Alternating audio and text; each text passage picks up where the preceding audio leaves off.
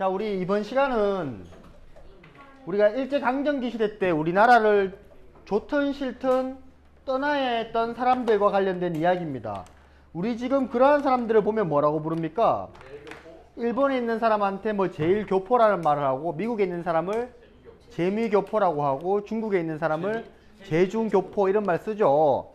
근데 교포라는 자체가 좀 안 좋은 말이라고 하는 사람도 있더라고. 교라는 게 좀 끼어서 하는 느낌이래요.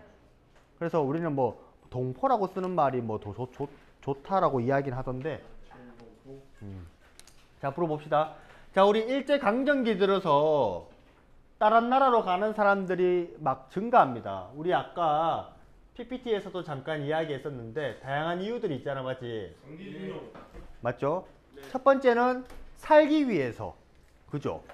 일제 치하에서 벗어나서 살기 위해서. 그래서 우리가 뭔가 생존을 위해서 갔던 사람들도 있었을 거고요. 또 어떤 사람들은, 선생님과 같은 사람들은 뭐 때문에 갔을까? 문제이즈. 가르치려고. 돈 벌려고. 독립운동을 하기 위해서 갔던 사람도 있겠지. 어? 우리 독립운동을 위해서 떠났던 사람들도 있잖아. 뭐 김구와 같은 사람들. 네. 그 다음에 세 번째는 아까 말했던 거, 강제징용.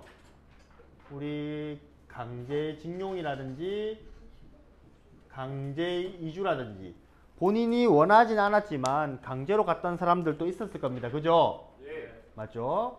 그래서 우리가 주로 우리가 여기 있는 만주 지역을 보고, 다음에 뭐 연해주, 그 다음에 일본, 그 다음 밑에 가면은 여기 미국, 이런 식으로 크게 볼 수가 있는데, 자, 우리 만주 지역은 알고 있지?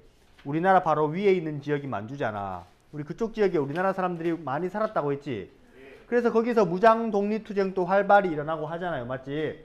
그죠? 자, 그런데 우리나라가 국권 상실 이후에 우리나라가 특히 우리 독립운동가들이 독립운동 기지를 많이 지었잖아. 우리 삼원보 기억나죠? 중광단 기억나죠? 그러한 것에 독립군 기지들이 많이 만들어졌었고, 자, 그런데 일본이 이 지역을 점령했던 거 기억나세요? 우리 만주사변이라는 사건이 있잖아. 우리 1900 몇 년이죠? 1931년 일본이 만주를 공격하면서 일본의 손아귀에 들어가잖아. 이때부터 우리 독립운동이 어려워지겠지. 그죠? 그래서 일본 애들은요, 여기 한일을 아니고 여기 한인, 한국인들을 강제로 만주 지역으로 많이 불러들입니다. 그 이유는 여기에서 일해라고. 자, 그런데 우리가 1945년 8월 15일 광복 이후에 많은 사람들이, 실제로 8.15 광복 이후에는 해외에 있던 모든 사람들, 대부분의 사람들이 돌아와요. 자기 고향으로. 돌아옵니다. 제주도도 일본에 가 있던 사람 많았거든. 그래서 많이 돌아옵니다. 그런데 아직 어떠한 사정인지 모르겠지만 잔류했었던 사람들도 있었겠지. 맞죠? 우리 그러한 사람들을 뭐라고 부릅니까?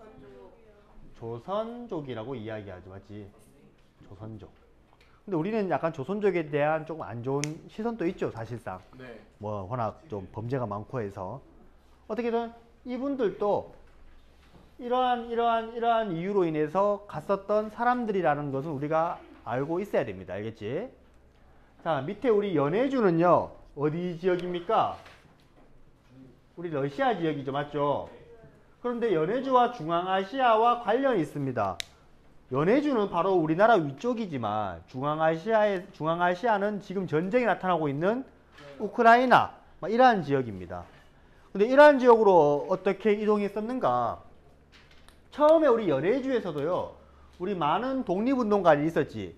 대표적으로 이 연해주 블라디보스톡의 신안촌 기억납니까? 신안촌. 여기에 무슨 뭐 권업회라든지 다양한 단체들이 있었던 거 기억나죠? 자, 그런데 1937년 소련과 일본과의 미묘하게 안 좋은 기류가 흐릅니다. 왜냐하면 일본이 계속 침략 전쟁을 확대하니까 소련이 일본과 싸울 수도 있다라고 하는 소문이 나타나기 시작해요. 근데 우리 한국인과 일본인이 사실상 다른 나라 사람들이 보기엔 똑같이 생겼잖아. 그죠? 그러다 보니까 이 사람들이 혹시 전쟁이 터지면 한국인들이 일본인을 도와서 뭔가 할 수도 있겠다라는 생각이 들어요. 그래서 일본과 러시아가 조금 싸우는 곳에서 좀 먼 곳으로 강제로 이주시킵니다. 누구에 의해서요? 스탈린 유명한 독재자지 맞지? 스탈린에 의해서 기차를 타고 중앙아시아로 강제 이주됩니다. 이때 이주된 사람이 누굽니까? 우리 대표적인 사람. 우리 홍범도라는 사람이 있었잖아 맞지? 홍범도. 우리 이라는 사람들을 고려인 혹은 뭐라고 부른대요? 카레이스키라고 합니다.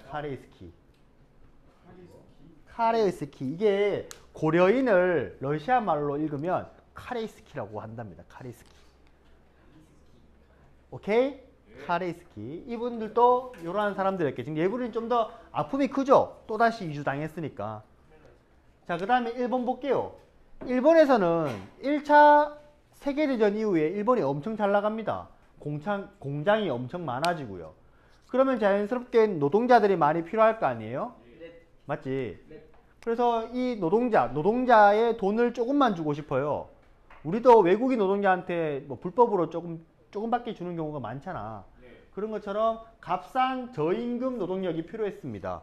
자, 그래서 저임금 노동력을 확보하기 위해서 한국인들을 많이 데려갑니다. 많이 데려가요. 뭐 이것도 똑같습니다. 강제징용한 경우도 있었고 아니면 돈 많이 벌게 해주겠다라는 이유로 간 경우도 있었고. 근데 실제로 일본에 가면 돈을 많이 벌 수 있다라고 하는 소문은 많았습니다. 소문은. 자, 그런데 생각보다 열악하죠. 우리 아까 대표적으로 이야기했던 어디 있었습니까? 군함도. 하시마섬 맞지? 군함도라고 하는 하시마섬이 있었지 맞지? 이런 것처럼 상당히 많이 힘들었다고 이야기합니다. 임금을 착취하는 경우도 있었고요. 그런데 더 문제는 일본에서 엄청나게 큰 지진이 발생된 거 알아요? 그렇죠. 1923년 일본에서 관동 대지진이 발생합니다. 엄청나게 많은 사람이 죽거든. 그러다 보니까 일본인들이 정치계에 대한 불만이 많았을 거 아니냐. 왜 제대로 대처 안 했냐. 왜 사고가 터졌을 때 국가는 뭐 했냐. 이러한 이유가 있었을 거잖아. 그런데 이러한 불만을 누구한테 돌려버린 겁니까? 일본에 살고 있었던 한국인들. 막 소문을 퍼뜨려요. 한국인들이 이러한 위기를 틈타서 일본인들을 죽이고 다니더라. 우물에다가 독약을 풀어서 일본인들을 죽이려고 한단다. 이러한 소문을 퍼뜨려서 이때부터 갑자기 일본에서 자경단 들어봤어요 혹시? 사람들끼리 뭔가 단체를 만들어서 한국인들을 막 죽이고 다니죠. 이때 한국인 죽은 숫자가 어마무시하다지 맞지? 그죠? 우리 이러한 사건으로 우리가 많은 한국인들이 희생된다는 것도 있었었고요. 오케이? 그 다음에 1930년대 후반 일본 각지와 어디 지역으로 강제 이동합니까? 사할린 들어봤습니까? 사할린? 아니요. 사할린 여기 이 일본과 이 러시아가 접경한 지역이 있거든. 여기 보면 섬이 하나 있어요. 이것 때문에 지금 러시아하고 일본이랑 영토 분쟁이 있는 지역입니다. 이 사할린이라는 지역이거든. 이 지역에다가도 많은 사람을 강제로 징용했다. 됐습니까? 자, 미국입니다.